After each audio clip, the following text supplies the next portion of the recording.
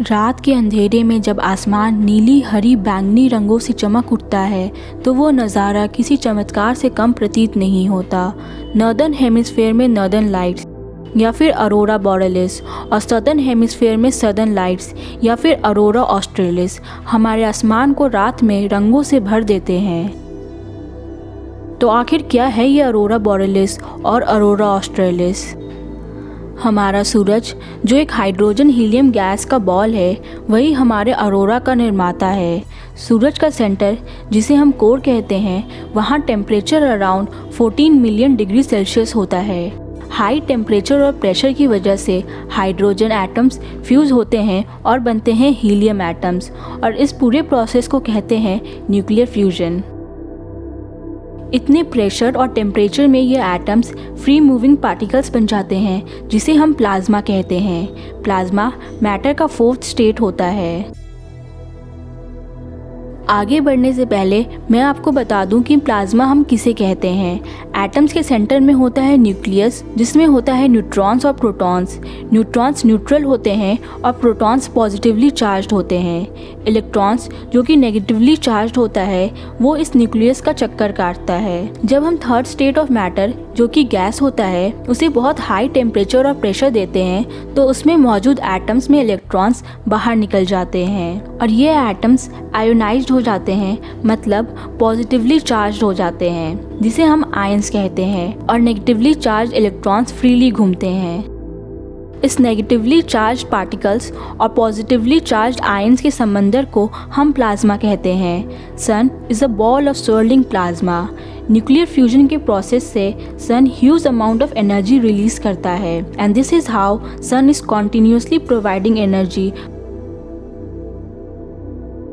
तो ये प्लाज्मा सन के अंदर ह्यूज मैग्नेटिक फील्ड्स जनरेट करते हैं, और हाई प्रेशर की वजह से मैग्नेटिक फील्ड की लाइन ट्विस्ट हो जाती है।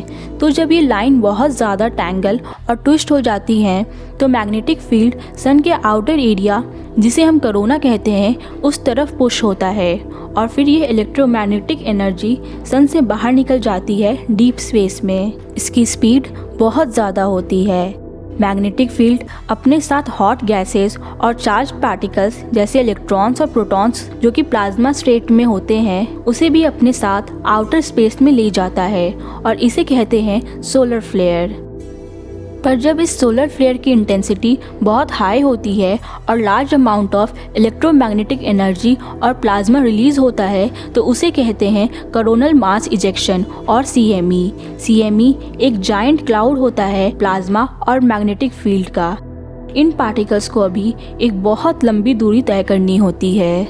2 से 3 दिन के लंबे सफ़र के बाद ये पृथ्वी तक पहुंचता है, और इसे कहते हैं सोलर विंड्स, जो कि ह्यूमन सिविलाइजेशन के लिए बहुत खतरनाक साबित हो सकता है। लेकिन हमारी पृथ्वी ने इस चुनौती से बचने के लिए अपने आप को तैयार रखा है अपने मैग्नेटिक फील्ड्स के जरिए। पृथ्वी के आउटर कोर में लिक्विड फॉर्म में आयरन और निकल होता है, जो कि इलेक्ट्रिक करंट जनरेट करते हैं, और इससे फॉर्म होता है अर्थ का defensive system, the magnetic fields.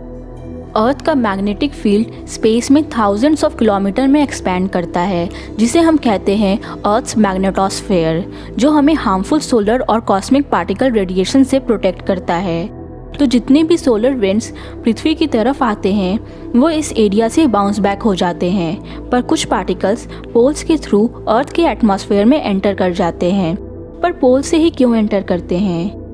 जो चार्ज पार्टिकल्स स्पेस से आ रहे होते हैं, वो अर्थ के मैग्नेटिक फील्ड लाइंस में ट्रैवल करते हैं। उन पार्टिकल्स को इस लाइन के अलोंग ही ट्रैवल करना होता है। फिर मैग्नेटिक लाइंस पार्टिकल्स को मैग्नेटिक पोल्स की तरफ कॉन्सेंट्रेट कर देती हैं, जिससे वो अर्थ के एटमॉस्फेयर में पोल्स के जरिए एंटर कर जाते हैं। सोलर विंड्स में मौजूद इलेक्ट्रॉन्स पृथ्वी के एटमॉस्फेयर में मौजूद ऑक्सीजन और नाइट्रोजन एटम से कोलाइड करते हैं, और इस प्रोसेस में सोलर विंड के एटम्स से ऑक्सीजन और नाइट्रोजन एटम्स में एनर्जी ट्रांसफ़र होती है और उसे एक्साइट कर देती है। किसी भी एटम के एक्साइट होने का मतलब है उसके इलेक्ट्रॉन्स का हायर एनर्जी स्टेट पर मूव ऑन हो जाना, मतलब एनर्जी ग्राउंड स्टेट से इंक्रीज हो जाती है।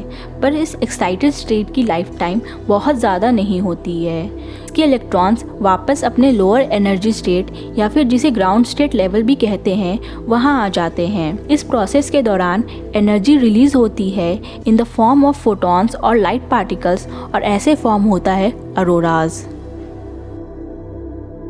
Red, green, blue, purple light के अरोराज आसमान को रंगीन बना देते हैं। पर इतने सारे डिफरेंट कलर्स कहाँ से आते हैं अरोराज में? ग्रीन सबसे कॉमन कलर है और यह जनरेट होता है जब सोलर विंड्स के चार्ज पार्टिकल्स एटमॉस्फेयर में मौजूद ऑक्सीजन एटम्स के साथ इंटरेक्ट करते हैं और उसे एक्साइट करते हैं, और रिलीज होती है ब्यूटीफुल ग्रीन लाइट जिससे आसमान जगमगा उठता है। और यह होता है अर्थ से 100 से 200 किलोमीटर के ऑल्टीट्यूड पर। 80 से 100 किलोमीटर के ऑल्टीट्यूड पर नाइट्रोजन मॉलिक्यूल्स ज़्यादा डोमिनेंट होते हैं और इनका इंटरेक्शन चार्ज पार्टिकल्स के साथ पर्पल कलर रिलीज करता है अरोरा के बॉटम एज पर। Reds are rare. 200 से 300 किलोमीटर के ऑल्टीट्यूड पर ऑक्सीजन एटम्स डोमिनेंट होते हैं, पर क्योंकि वहाँ पर एटमॉस्फेयर बहुत थिन होता है और स्प्रेड आउट भी होता है, इसलिए ऑक्सीजन के एटम्स को एक्साइट लेवल से ओरिजिनल एनर्जी लेवल पर जाने में टाइम लगता है और इसलिए रेड्स इतने विजिबल नहीं होते। पर अगर सोलर पार्टिकल की डेंसिटी हाई होगी और विंड स्पीड लो होगी तो हम देख पाएंगे ऑसम रेड कलर स्काई के टॉप लेयर में। तो फिर आप कब जा रहे हैं नॉर्दर्न लाइट्स को देखने? पर अगर आपको अरोरा के अद्भुत कलर्स को कैप्चर करना है तो कैमरा ले जाना ना भूलें, क्योंकि जो कलर्स हमारी आंखें कैप्चर नहीं कर पाएंगी उनको कैमरा ब्यूटीफुली कैप्चर करता है, क्योंकि कैमरा के लेंस ज़्यादा सेंसिटिव होते हैं हमारी आँखों से। अरोरा सिर्फ हमारे प्लैनेट्स पर ही नहीं बल्कि सोलर सिस्टम में दूसरे प्लैनेट्स जैसे कि जुपिटर और सैटर्न पर भी देखे जा सकते हैं। इन लाइट्स को धरती का अद्भुत दृश्य कहना गलत नहीं होगा। ये लाइट्स हमें ये याद दिलाती हैं कि हमारी पृथ्वी कितनी सुंदर है। आज इंसान दूसरे ग्रह पर जाने की तमाम कोशिशें कर रहा है, पर हमें ये कभी नहीं भूलना चाहिए कि हमारी धरती जैसा कोई नहीं है। हमें धरती को हर हाल में बचाना होगा। अगर आपको ये वीडियो पसंद आई तो इस वीडियो को लाइक और हमारे चैनल को ज़रूर सब्सक्राइब करिए। हम फिर लौटेंगे ऐसे ही एक और इंटरेस्टिंग वीडियो के साथ। तब तक के लिए कीप लर्निंग।